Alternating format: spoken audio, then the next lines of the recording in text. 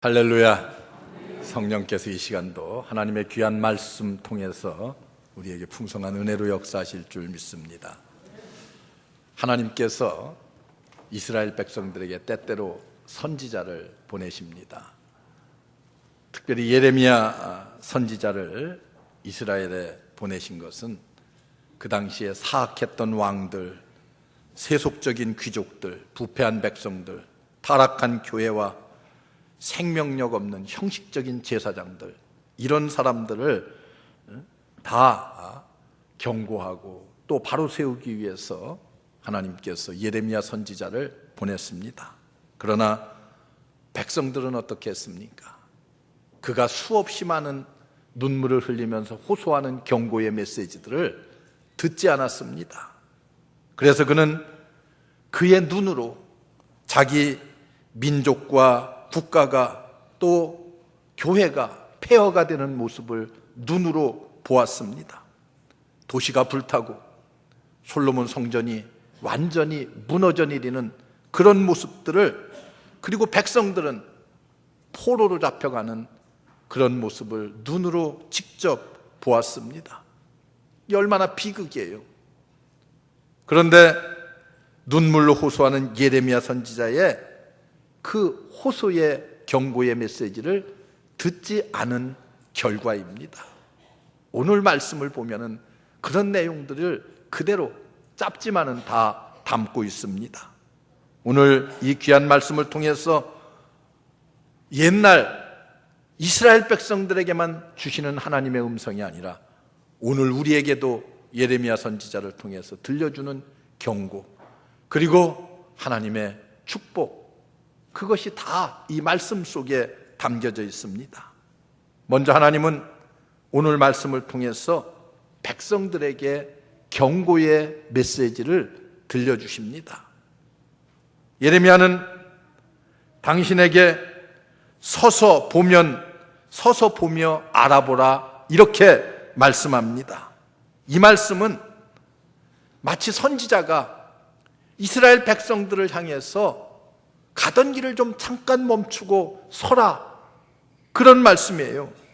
가만히 서서 좀 쉬면서 내 뒤를 한번 돌아보면 어떻겠느냐.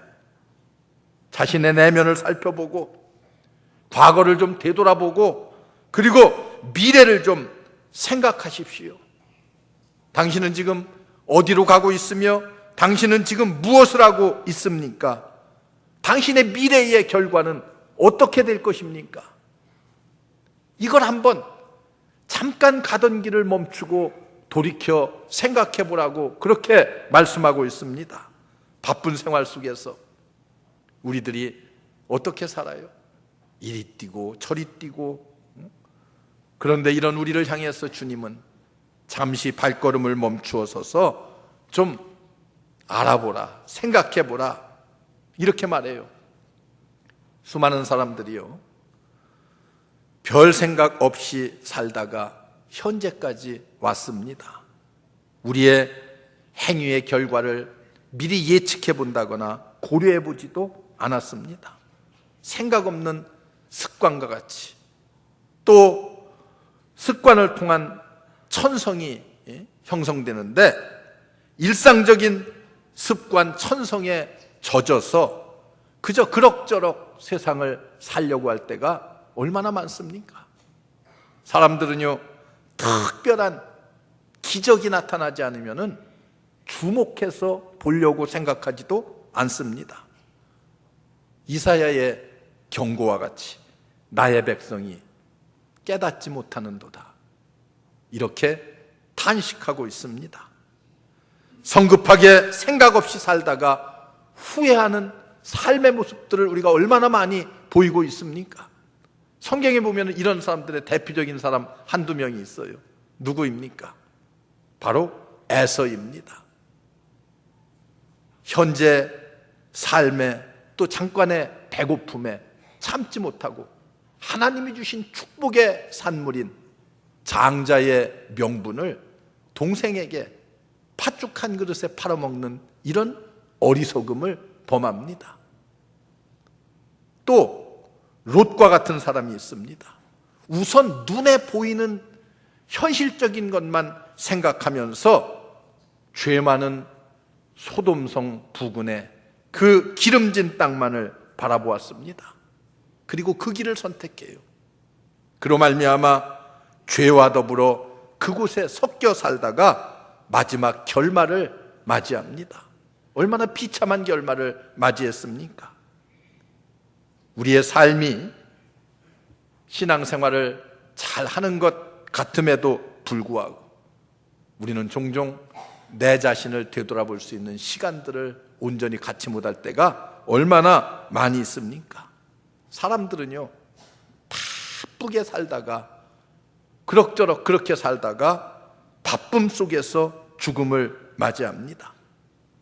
그런데 오늘 예레미야 선지자가 우리를 향해서 하시는 메시지가 무엇입니까? 멈추어서 한번 좀 깊이 생각해 보십시오. 현대인들이요, 가만히 서서 좀 미래를 바라보십시오. 이렇게 말씀해요. 사람이 바쁘게 살다 보면은 내 영혼의 상태를 돌아볼 기회를 갖지 못합니다.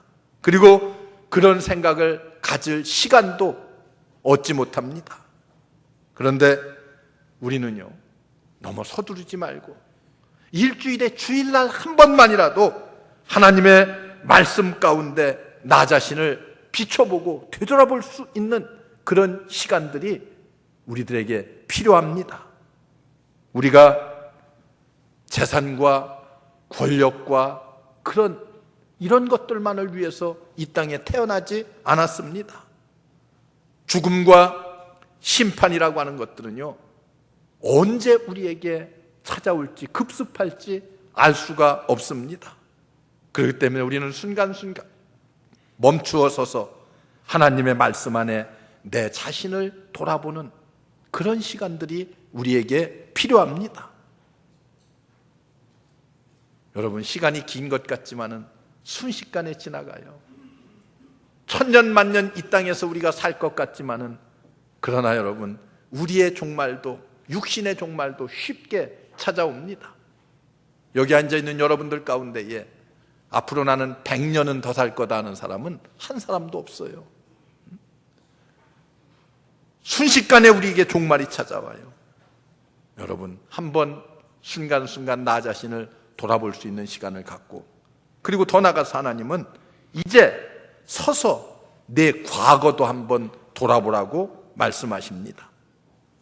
여기 보면은 옛적 길이라는 표현을 썼어요.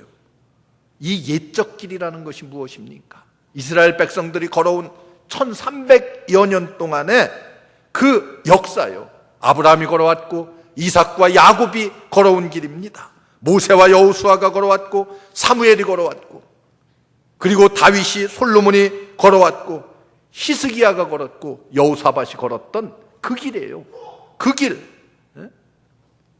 십계명을 나의 삶의 법칙으로 알고, 그리고 예배를 통하여서 장차 나타나실 구세주 예수 그리스도를 기다리던 그 길, 그 길을 한번 돌이켜보라는 거예요.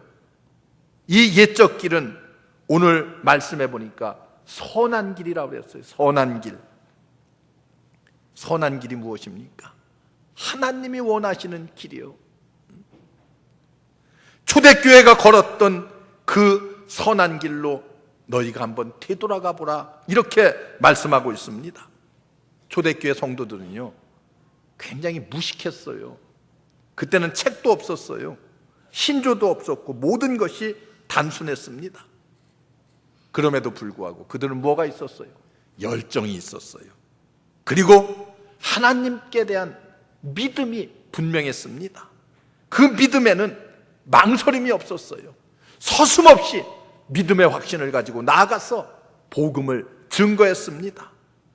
그들은 그리스도를 알고, 그리고 주님이 가신 그 길을 걸었고, 이를 위해서라고 하면은 목숨까지도 아낌없이 내놓을 수 있는 그런 열정이 그들에게 있었습니다.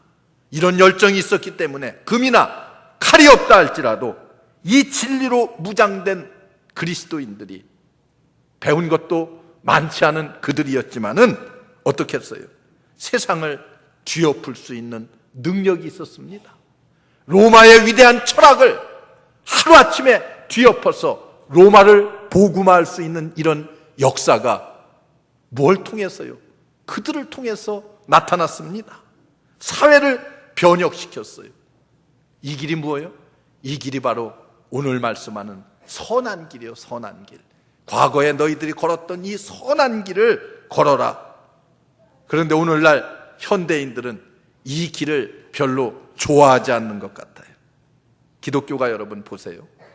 예수 그리스도가 이 땅에 오시어서 위대하신 도덕적인 선생님으로서 또 서로 사랑하고 진실되고 그리고 관대하고 교양 있는 사람이 되어라, 이런 것만을 가르쳤다고 한번 가정해 보세요. 그렇다고 하면은요, 기독교는 아무런 영향력을 발휘할 수 없었을 거예요. 이런 가르침을 가지고 승리한 유해는 이 지구상에 없습니다. 기독교의 승리는 어디에 있어요? 기독교의 분명한 교리 가운데 있습니다. 그것이 뭐예요?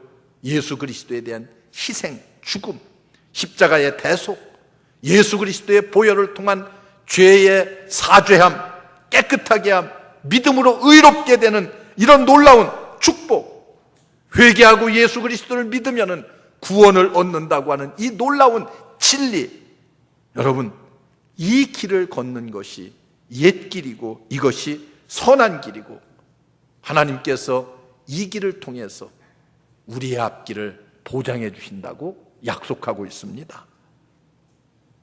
이 세상에 선보다 악이 팽배해서 기독교가 실패했다고 하는 사람들도 없지 않아 있습니다. 그러나 우리가 선을 행하고 이 세상을 변화시키고자 한다면 우리는 예수 그리스도께서 걸어가신 그 복음의 길을 온전히 믿음 안에 걷는다고 하면은 여기에 하나님이 주시는 축복이 있고 여기에 하나님이 주시는 기적의 능력과 역사들이 나타납니다.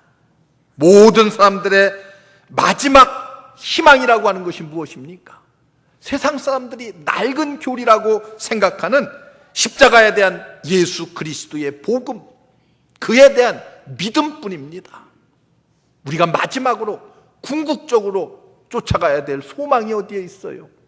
예수 그리스도밖에 없습니다. 그분의 십자가 사건밖에 없습니다. 이 길을 수많은 사도들이 걸어왔고요, 믿음의 선진들이 걸었고, 그리고 우리도 그 길을 걸어가야만 합니다. 이제 발걸음을 멈추고 우리의 영혼의 문제들을 한번 진지하게 생각하기 시작했다고 하면은 부끄러움 없는 그 길을 우리도 걸어가야만 됩니다. 그 길은 바로 우리 주님이 걸어가신 길이요, 우리 주님이 말씀하시는 생명의 길이고 좁은 문이고 좁은 길입니다. 이 길을 걷는 자는 누구나 이 길이 주는 평안, 이 길이 우리에게 주는 즐거움이 우리에게 있습니다. 이 놀라운 축복이 여러분과 함께 하시기를 주의 이름으로 축원합니다. 그리고